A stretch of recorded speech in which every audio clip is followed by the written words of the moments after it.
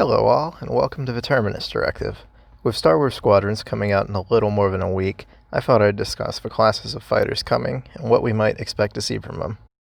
Today we'll be taking a look at the basic fighter class, with two of the most iconic ships in science fiction.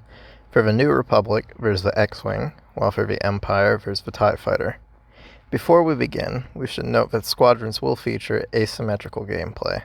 That is, the fighters on either side will function a little differently and won't be balanced in quite the same ways.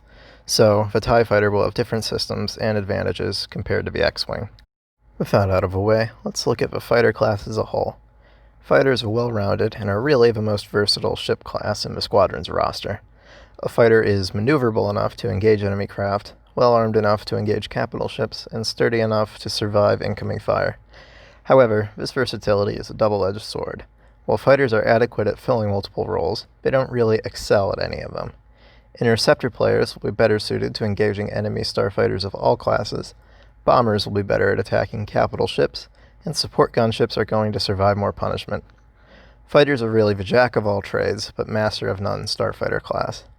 That said, a good squadron should always contain at least one fighter, as having a ship that can support the team in multiple roles is really important.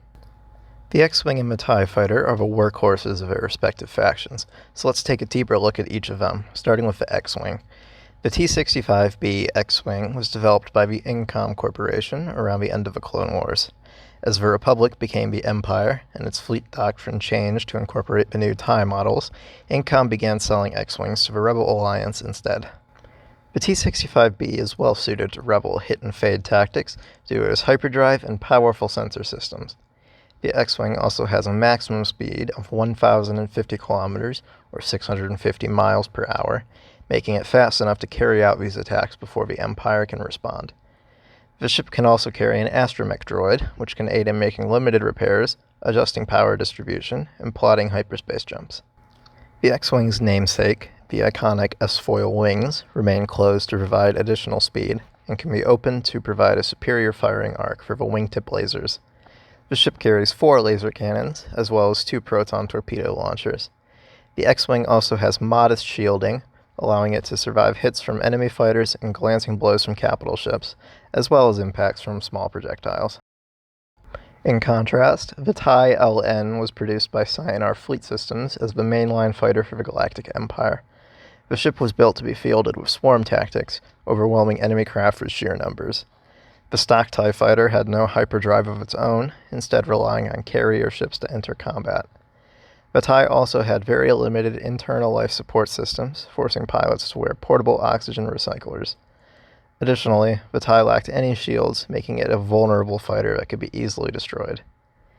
The sacrifice of so many crucial systems allowed for the TIE to be built at a cheap price, and it also allowed for the fighter to have an exceptionally powerful twin-ion engine, or TIE, system, easily reaching speeds of 1,200 kilometers or 750 miles per hour.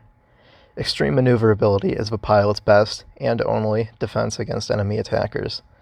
The TIE's limited components also allow power to be shunted between the engines and the weapon systems extremely quickly, allowing Imperial pilots to cycle between high speeds and powerful attacks on the fly. The TIE Fighter carries a pair of laser cannons, which are generally considered to be more powerful than the X-Wings. However, the craft has no heavier ordnance. Tactically, I would expect the X-Wing to be a very viable choice in-game. The ship is quite well-rounded and should be the most forgiving to fly for new players and seasoned veterans alike. The TIE Fighter, on the other hand, may struggle a bit. The TIE's greatest advantage is the fact that so many are deployed at a time. With Star Wars Squadrons only offering 5 versus 5 pilot battles, this advantage is going to be virtually non-existent. While the maneuverability is exceptional, I doubt it will be enough to carry the TIE to victory. I would expect the developers to take some creative liberties with this fighter, possibly adding an ordnance system. Overall, though, both fighters really should be excellent picks for pilots looking to fill multiple roles across the battlefront. Thank you for watching. If you enjoyed, please consider liking and especially sharing the video. Be sure to subscribe for more Star Wars and sci-fi content. Will you be flying an X-Wing or TIE Fighter when Squadrons releases? Feel free to have a civil discussion in the comments below.